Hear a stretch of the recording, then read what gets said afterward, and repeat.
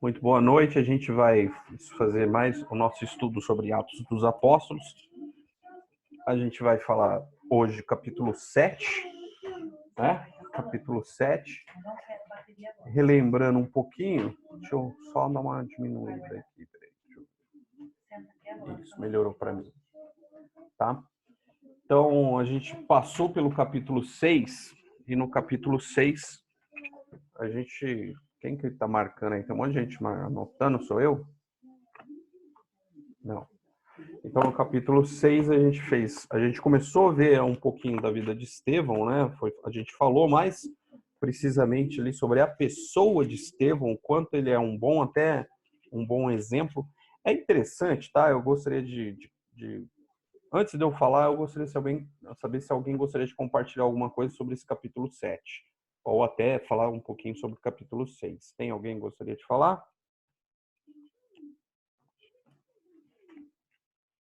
Tá, ok.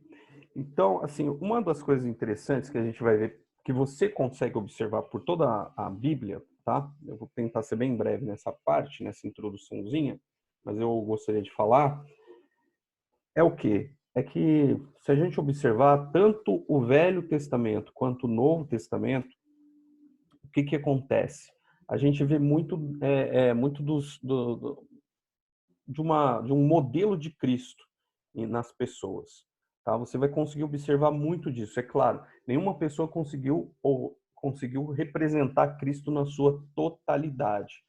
Mas a gente vê em várias pessoas, a gente vai vendo modelos de Cristo, daquilo que veio a ser Jesus Cristo. Ok? Depois, assim eu espero, né? E assim eu creio que vai acontecer. A gente vai poder se reunir. Eu gostaria de fazer uma apresentação falando sobre casamento. Uma coisa assim tremenda. Mostrando. Você vai falar, casamento, família, eu e minha esposa? Não, casamento, nós e Cristo, tá?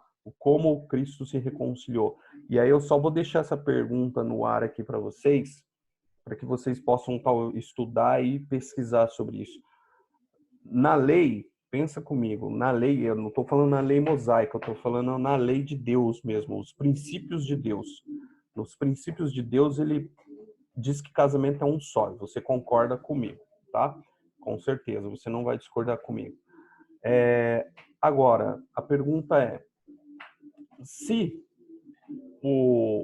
se nós pecamos, e Deus nos deu, de certa forma, ali um divórcio através do pecado, através da Adão e da Eva, né? Então, como é que ele vai nos reconciliar? Tem as respostas, mas é só para vocês pensar, mas não é o assunto do caso, tá? Então, assim, a Bíblia ela tem muitos exemplos. E Estevão foi um exemplo, um certo exemplo de como Cristo também foi. Né? A gente falou isso semana passada nesse estudo, falando mais, como eu disse, na questão de Estevão, apresentando como ele era cheio do Espírito Santo, com fé, um homem de fé que fazia milagres, ele fazia milagres, fazia prodígios, né? Os seus discursos eram discursos que faziam com que aquelas pessoas que estavam contrárias a ele não conseguiam nem mesmo rebater o que ele estava dizendo.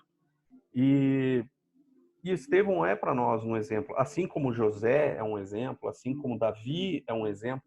Lógico, novamente, todas essas pessoas falharam em algum ponto, mas mesmo assim a gente tem que observar os pontos principais dessas pessoas para a gente levar na nossa vida. A gente poderia hoje, por exemplo, falar ou pensar em José, como foi um cara de fé, né? Que mesmo numa prisão, mesmo passando anos tão apertados como ele passou, ele, de certa forma, a Bíblia nos mostra isso, ele jamais abandonou a fé dele, ele jamais deixou de crer em Deus, tá? E a gente vai vendo isso através da Bíblia. Então, a gente chega aqui no Atos 7, muito obrigado por você me permitir fazer a introdução.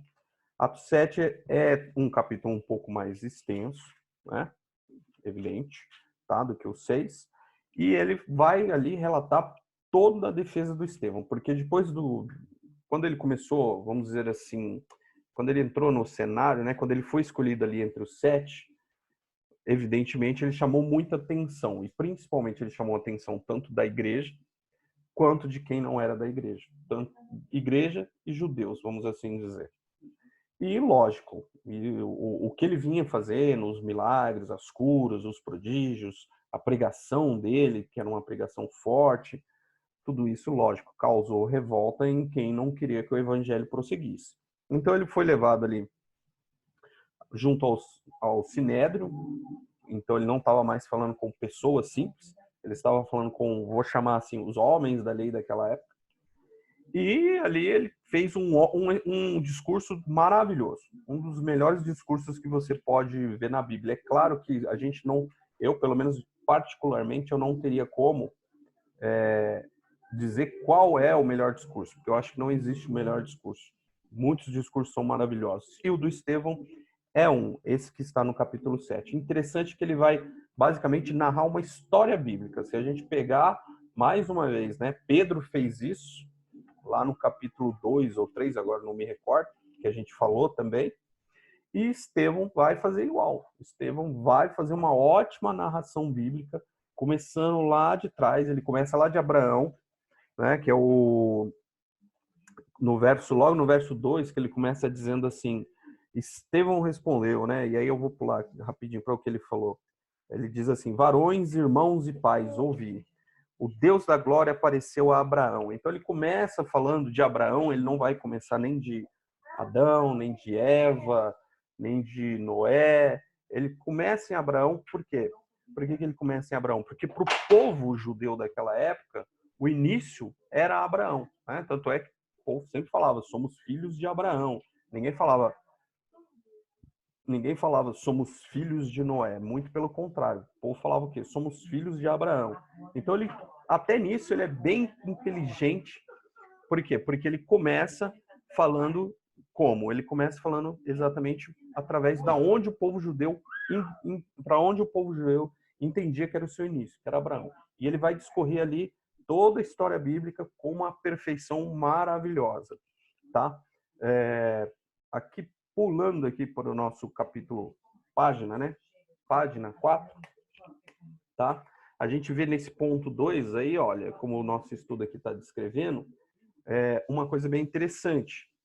Aqui está dizendo, vou fazer a leitura, olha, duas atitudes governaram as palavras de Estevão, afeição e reverência. Ele os chamou de irmãos e pais, que é exatamente isso que eu acabei de falar no verso 2. Então, a gente vê que ele realmente teve a reverência, ele teve o respeito para aquelas pessoas. Mesmo ele sabendo, porque eu creio, né, que ele estava ali, ele estava ali injustiçadamente, ele não deveria estar ali, mas ele, né, não, talvez, vamos colocar assim, no tempo de hoje, né, a pessoa começaria com, vocês aí, enfim. Não, ele não fez isso. Ele, muito pelo contrário, ele foi respeitoso, ele mostrou respeito àquelas pessoas, e foi assim que ele começou já, tá? No ponto 4, olha só, os argumentos da defesa dele. Em resumo, se você ler esse ponto 4 aí, a gente vai ver o quê? A gente vai ver que Estevão fez o quê? Ele fez uma adoração, né? Porque vamos ler aqui, ó, os judeus diziam que a verdadeira adoração a Deus deveria estar atrelada à lei de Moisés. Mas isso não era possível porque o Deus da glória havia aparecido ao pai da nação na Mesopotâmia muito antes da lei de Moisés. Eu estou fazendo num canal que eu tenho lá no YouTube, eu estou fazendo aqueles estudos que a gente passou em janeiro, referente à marca, estou colocando muito mais coisa, porque, lógico, evidente, tem muito mais tempo. Então, estou colocando muito mais informação. Só para vocês terem uma ideia, eu eu já fiz 8 vídeos do nosso estudo que a gente chegou lá apresentou em janeiro, eu não estou nem na metade da parte 1. Então, para vocês entenderem. Mas isso é fato. Ele veio trazendo, né? Continuando ali, os judeus também diziam que a verdadeira adoração deveria estar atrelada ao tempo. Então, o judeu começou a ser um povo muito... vou falar um pouquinho mais sobre isso. O judeu começou a ser um povo muito mais físico, e não muito espiritual. Ou seja, era colocando Deus na caixinha, né? Colocava Deus ali na caixinha. Deus está aqui e aqui ele vai estar e nenhum outro canto. Muito pelo contrário. E o que Estevão faz é isso, é demonstrar adoração a Deus. E a gente sabe que a adoração a Deus, como a gente fala, e eu sempre acabo batendo nessa tecla, A igreja é um local de adoração. A igreja é um local para você ir adorar ao Deus. Inclusive, falei, acho que semana passada também isso, que a igreja não é lugar para você receber, mas é lugar para você dar. Apesar que Deus te dá muitas vezes coisas ali através de cultos e na própria igreja, mas o objetivo primário de um cristão é ir à igreja para adorar, para ter comunhão e tal. E Estevão faz essa demonstração. Uns pontos interessantes. Esse versículo 1, eu vou ler novamente, que diz assim, olha, Estevão respondeu, varões, irmãos e pais, ouve, o Deus da glória. É interessante, eu não vou, deixa eu ver se eu consigo chegar para ler, interessante que só em 2 momentos da Bíblia vai falar sobre o Deus da glória, que uma é essa, que a gente acabou de ler, e a segunda vai estar em Salmos 29, versículo 3, que vai dizer exatamente isso, tá?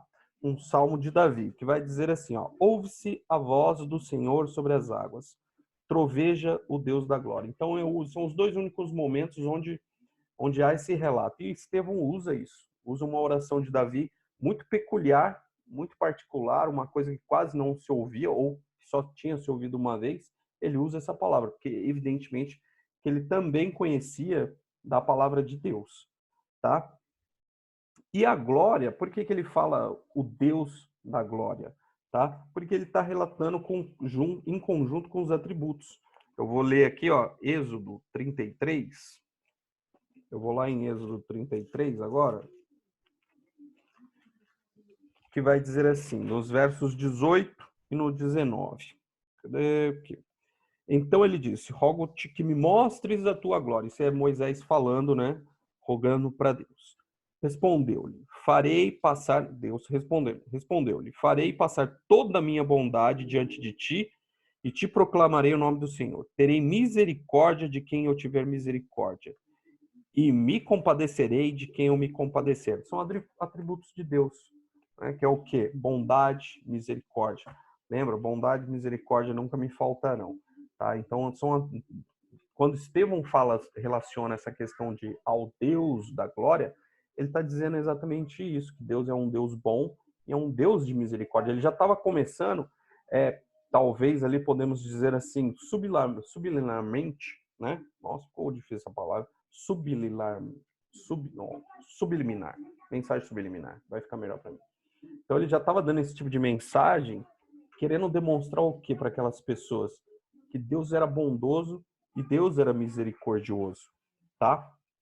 E aí, enfim, ele vai transcorrendo, ele vai falando toda a história, ele traz de cabo a rabo ali tudo que foi acontecendo, falando sobre José, ele fala tudo, sobre todos os pontos, tá?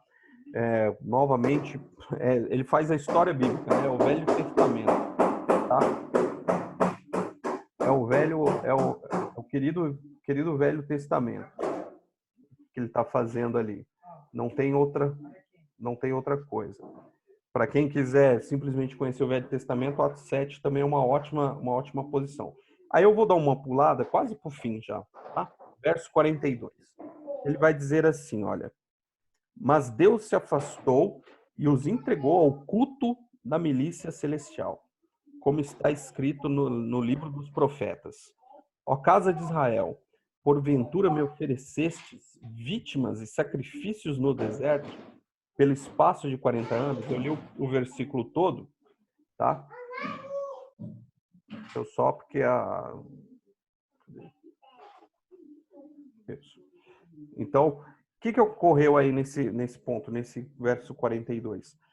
É um ponto muito interessante. Eu queria parar um pouquinho nesse ponto aqui. Que, inclusive, também eu fiz um vídeo lá no YouTube sobre a questão dos sois deuses.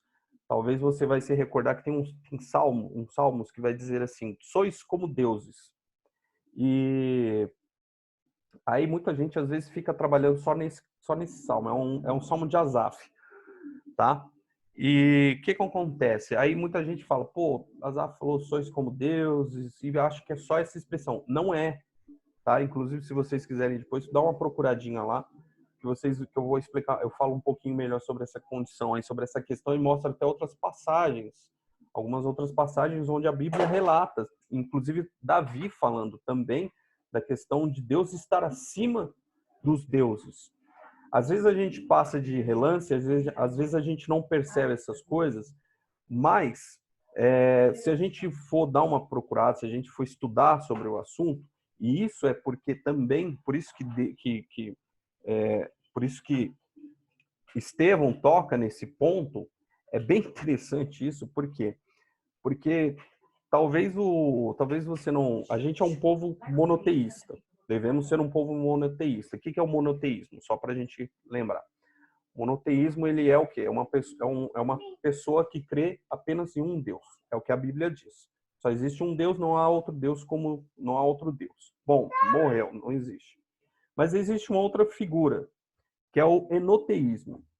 Se você nunca ouviu falar o que é um enoteísmo é quando você crê que existe um Deus superior e existem deuses na figura abaixo desse Deus, tá? Existe esse tipo de raciocínio. Talvez você se recorde aí alguma crença dos tempos atuais que trabalha num sentido muito parecido com essa, tá? Eu acho que você vai se recordar. Então o enoteísmo ele prega isso, que existe um Deus superior e existem deuses, tá? Existem outros deuses abaixo dele, deuses um pouco inferiores em poder, mas também são deuses.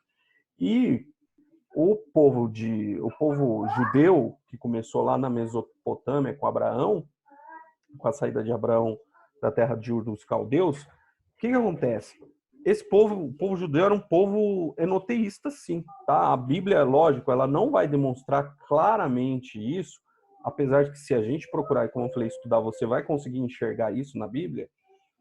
A Bíblia, o povo judeu era um povo enoteísta. Por quê? Porque eles adoravam, sim, outros deuses. Inclusive, eu peguei aqui algumas passagens. Eu vou ver agora, eu vou tentar fazer um share aqui, ó, fazer um compartilhamento. Olha aqui. Estão conseguindo ver essa Bíblia que eu tô demonstrando aqui?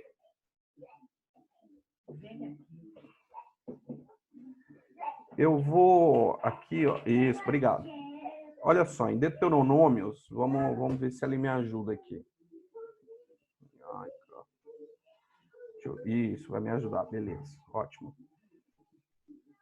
Em Deuteronômio, eu vou por aqui porque vai mais rápido, tá? Deuteronômio 4, verso 19, vai nos dizer assim, olha só. Olha só o que ele vai dizer. E não levantes os teus olhos aos céus e vejas o sol e a lua e as estrelas e todos os exércitos dos céus e seja impelido a que te incline perante eles. Então, você vê que o que Moisés, aqui Moisés, né, Deuteronômio, o que Moisés vai escrever? Vai escrever o quê? Olha só. Não levante os teus olhos a quem? Aos céus. Vamos ver. Tá. É que ele tá de azul. Deixa eu vermelhinho vai ficar melhor. Ó, aos céus, o sol, para ver o sol, a lua e as estrelas. E faça o quê? Incline perante eles. Então, por conta de que Moisés também escreveu isso? Exatamente por aquela ideia que eu estou dizendo. Que era um povo que adorava outros deuses, inclusive adorava os astros, adorava o sol, adorava a lua, adorava as estrelas. Lembrando, tá, que tudo é criação de Deus. Tudo é criação de Deus. Pode falar, Cacá. Eu tenho aqui na versão da NVT, Pode falar também. a versão transformadora, fala assim, ó. E quando olharem para o céu e virem o sol, a lua e as estrelas, todo o exército do céu, não caiam na tentação de prostrar-se diante deles e adorá-los. O Senhor, seu Deus, os deu a todos os povos da terra. Perfeito. Então, tá. Então, ou seja, a gente vê que o povo de Israel, eu vou indicar, tá? Sério. É uma meia hora de vídeo. Depois procura lá eu vou passar para vocês no grupo, dá uma olhadinha que esse vídeo Sois Deuses que eu vou falar, eu falo um pouquinho mais, tá? Mas enfim, era um povo que sim, o povo judeu era um povo que sim, que adorava outros deuses e que por muitas vezes, essa não é a única explicação, tá? A gente sabe disso, que não é a única explicação, mas é um dos motivos porque o povo de Deus caía tão fácil, às vezes na lábia de outros povos e adorava outros deuses. Porque eles tinham muitas vezes eles tinham esse pensamento do quê? De que não existia só um Deus, de que existia Deus. Eles tinham o pensamento, Deus é o maior de todos, é o tal, é o cara, é o poderoso. Mas eles tinham o pensamento que sim, que existiam outros deuses e que, dependendo da circunstância e situação, eles até mesmo poderiam adorar esses outros deuses. E nisso entra o sol, a lua e as estrelas. Se a gente for ainda caminhar, esticar um pouquinho essa conversa, a gente vai lembrar também de Nimrod. Nimrod foi o cara que entendeu um pouco isso. Quando ele começou a escravizar o povo, eu já falei sobre isso para vocês em outras vezes, Nimrod foi o primeiro cara que começou a escravizar o povo. Aliás, também eu falo sobre isso num outro vídeo, não vou esticar aqui, porque senão não vai dar. Mas ele foi o primeiro cara que fez a escravização do povo. Por isso que vem a Babilônia, por isso que Apocalipse fala da Babilônia, tá? Porque foi o espírito de escravização. Então, Nimrod entendeu e ele foi muito sagaz nisso. Por quê? Porque ele conseguiu fazer com que o povo cultuasse até mesmo como um deus. E um deus o quê? Deus humano? Não, Deus Sol. Tá? Porque o povo tinha isso. Os primórdios do povo, do ser humano, ele tinha muito disso. Que era o culto ao sol, o culto à lua, o culto às estrelas e o culto a outros deuses também. Tá bom? Aí eu vou puxar um pouquinho mais para frente. Olha só, em Deuteronômio, Deuteronômio ainda, tá? No 17:3. Olha só, 17, verso 3. Ele vai dizer assim pra gente. Ele não fechou aqui, não tem problema não. Depois eu descubro como é que ele faz isso. Tá? Deixa eu... É isso, melhorou aqui. Ó, 17:3. O que ele vai comentar aqui pra gente? Ele faz assim, ó. Que for servir a outros deuses. Olha só, novamente ele está dizendo sobre questão de outros deuses. Se encurvar a eles, ou seja, olha só, aquilo que eu falei. Eles acreditavam em deuses e também criam. No que Moisés vai dizer depois. Encurvar a eles. Quem? Sol, lua, ou a todo o exército do céu, o que eu não ordenei. Isso é uma coisa que, novamente, a gente vai ver bastante na Bíblia quando você começa a procurar, tá? Quando você começa a estudar. Você vai ver bastante o quê? Deus, todo momento não diria, mas sempre Deus vai estar ali de alguma forma fazendo o quê? Colocando o povo no ensino ao povo, né? Do que, olha, para de adorar outros deuses, para de adorar os astros, sai dessa, povo meu. Não fica nessa coisa de adorar outros deuses. Só existe um Deus, existe apenas um único Deus, sou eu. E vocês devem adorar apenas a mim. Então Deus fazia muito disso, mas o povo ficava lá numa dificuldade danada, tá? Ficava numa dificuldade danada. Aí eu vou pegar só mais 2 textos aqui pra gente passar para outra parte. Jeremias, olha só, Jeremias 8, verso 2. Ele vai dizer assim, ó: e expoloão ao sol e à lua e a todo o exército do céu, a quem tinham amado. Olha só o que Jeremias, o profeta, vai falar. Olha que coisa forte que ele vai falar. Que eles tinham amado esses deuses e tinham servido e tinham ido. Então olha só, olha só o que ele vai falando, e tinham buscado e tinham se prostrado. É o último que eu vou voltar, porque senão não dá para a gente ler direito. Então olha o que Jeremias vai colocar para a gente, né? O que ele vai, olha só, a gente estava em Moisés, vocês viram que Moisés Deus já estava através de Moisés batendo nessa tecla, não se prostre a outros deuses. Chegou em Jeremias, ou seja, passou um tempão e o povo continuava. E o que Jeremias fala? Ó, e expoloãos ao sol, à lua e a todo exército do céu, a quem tinham amado. Amado, olha a palavra que ele usa uma palavra de amor, que as pessoas tinham amado. A quem tinham servido, quem tinham ido, quem tinham buscado e quem tinham se prostrado.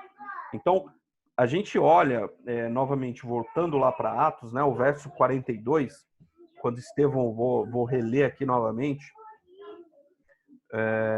que Estevão vai falar assim: Deus se afastou e os entregou ao culto da milícia celestial. A gente às vezes olha e fala assim, não tô... bacana, passa, né? Legal. Deus se afastou deles. E aí a gente não consegue, às vezes, relacionar na grandeza do que o Estevão estava falando. O Estevão estava fazendo aqui uma reprovação muito grande. A reprovação de Estevão sobre essa questão, ele já estava trazendo exatamente essa questão ao povo. Que era o quê? Um povo que vinha adorando a outros deuses, adorando a astros dos céus e tudo mais. E para terminar essa parte, eu vou em Sofonias. Quase a gente não lembra que Sofonias existe, né? Sofonias, o capítulo 1, o verso 5, que ele vai dizer também, o que ele vai falar para a gente? Ele vai dizer assim, ó, e os que sobre os telhados se curvam ao exército do céu, e os que se inclinam jurando ao Senhor, o Senhor aqui é Deus mesmo, né? E juram por Malcam. Malcam era um deus aí, tá? Mais um desses deuses pagãos, ok? Mas olha só o que Sofonias vai dizer. Eles se curvam... Veja que Sofonias coloca Deus meio que no mesmo... como a gente pode dizer, né? No mesmo pacote. Eles faziam o quê? Colocavam Deus tudo junto, no mesmo pacote. Junto com os tais dos exércitos do céu. E até juravam... Eles se inclinavam jurando a Deus e juravam por Malcam. Então, olha a salada que o povo fazia. A gente às vezes olha, né, e acha assim que o nosso tempo tá tudo tão horrível, né? O povo faz muita coisa. A gente vê que isso do ser humano já vem há muito e muito e muito tempo.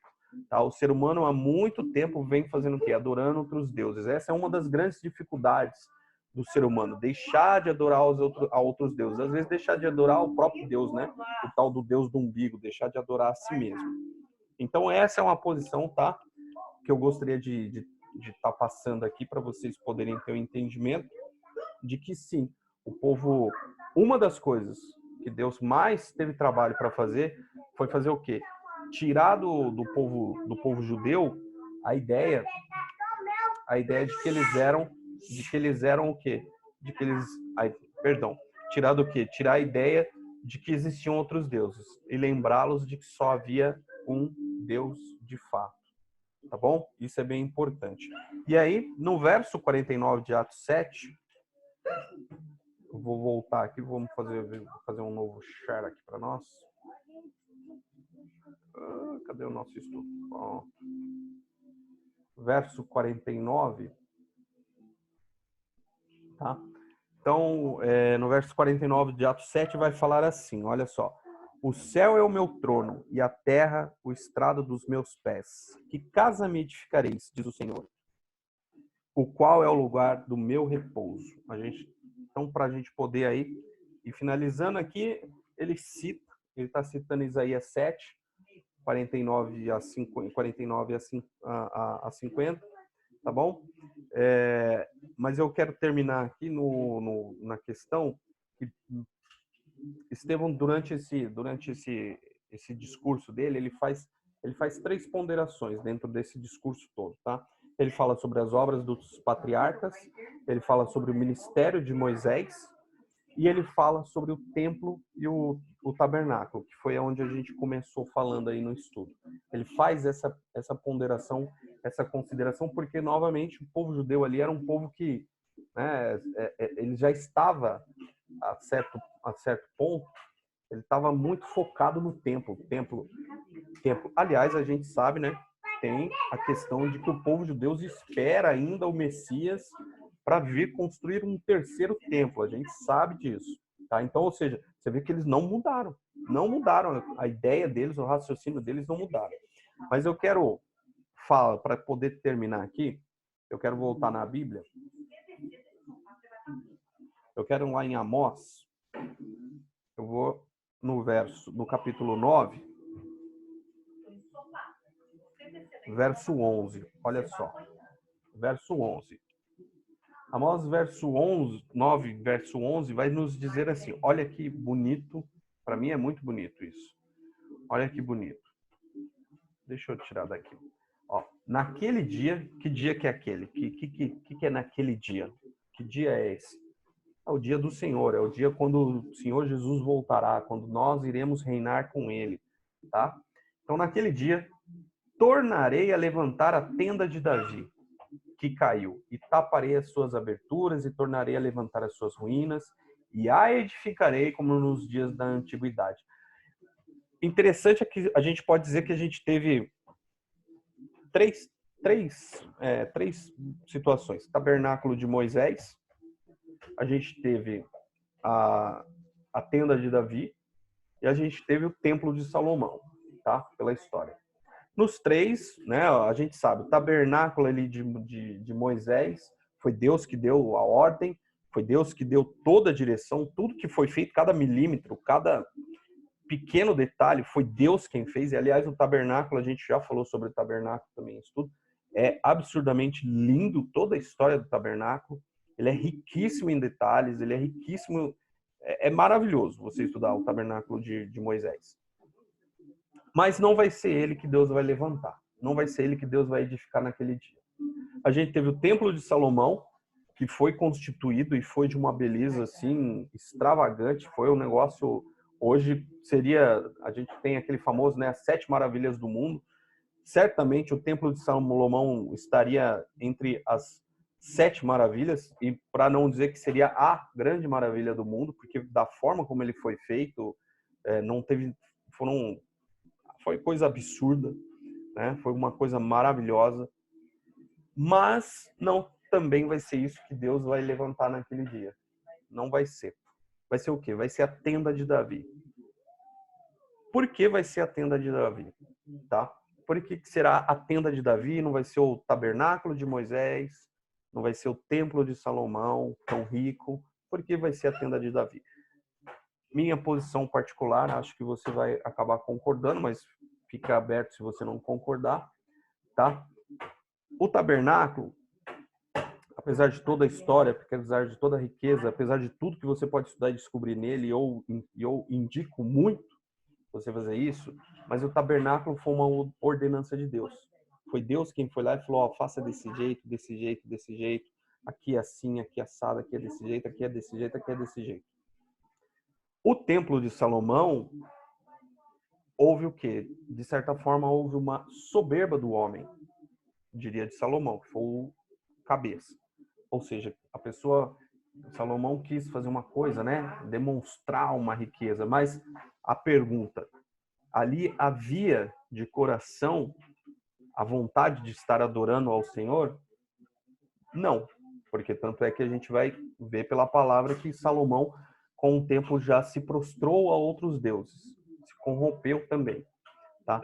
Então, a resposta do porquê a tenda de Davi, uma coisa tão simples, se a gente for estudar a tenda de Davi, a gente vai ver que ela foi muito simples, tá? Porque ali havia um coração. Ali o que Davi fez, que foi uma coisa simples, ele fez porque ele queria adorar ao Senhor, ele queria estar com o Senhor. Era isso que ele queria. O maior desejo de Davi não era fazer uma coisa. Lógico, Davi chega um tempo que ele, né, até se envergonha. Poxa, eu moro aqui num reino maravilhoso e olha a tenda de Deus, olha, eu quero fazer uma coisa melhor. Mas mesmo assim, não era por ganância, não era por soberba, não era porque ele queria se aparecer. Não, é porque ele achava que Deus não merecia estar numa posição, vou expressar assim, uma posição inferior a ele no quesito casa. Então, por isso que ele queria fazer uma coisa melhor para Deus. Mas, mesmo na tendas tão simples que Davi fez para Deus, para adorar a Deus, ainda assim, ali havia um amor sincero a Deus. E é isso que Deus espera de nós. É isso, quando Deus fala, vou levantar a tenda de Davi novamente, vai edificar essa tenda de Davi em nós, é para que nós não vivamos por ordens de Deus. Faça isso, seja desse jeito. Não, aqui você tem que ter esse mandamento. Nós não vamos viver por mandamentos. Ou melhor, vamos viver por mandamentos, mas vai ser uma coisa que a gente vai fazer de coração. A gente vai olhar e vai falar, olha, mesmo se não tivesse isso, eu estaria fazendo. Não é o templo de Salomão, porque Deus não quer saber de soberba. Deus não quer saber da nossa ganância. Muito pelo contrário, o que Deus quer é que nós tenhamos o nosso coração. E é isso que nós precisamos ter nos nossos dias de hoje. hoje e daqui para frente. Que o nosso coração esteja sempre disposto a adorar ao Senhor, como diz Paulo, alegremos-nos no Senhor. Não importa se a gente está, se nossa renda caiu, não importa se antes a gente tinha uma mesa farta, agora a gente não tem uma mesa tão farta. O que a gente precisa é ter um coração disposto a adorar a Deus, independente daquilo que nós estamos passando ou vivendo. Pode ser difícil, mas deve ser a nossa vontade, deve ser nossa busca e o nosso querer. Quando a gente descobre essa verdadeira adoração, né, que Jesus vai falar, olha, o Pai procura aqueles que o adoram em verdade e em espírito, aí sim a gente está caminhando num caminho certo, tá bom? Eu gostaria de agradecer, e se alguém quiser falar alguma coisa, por favor.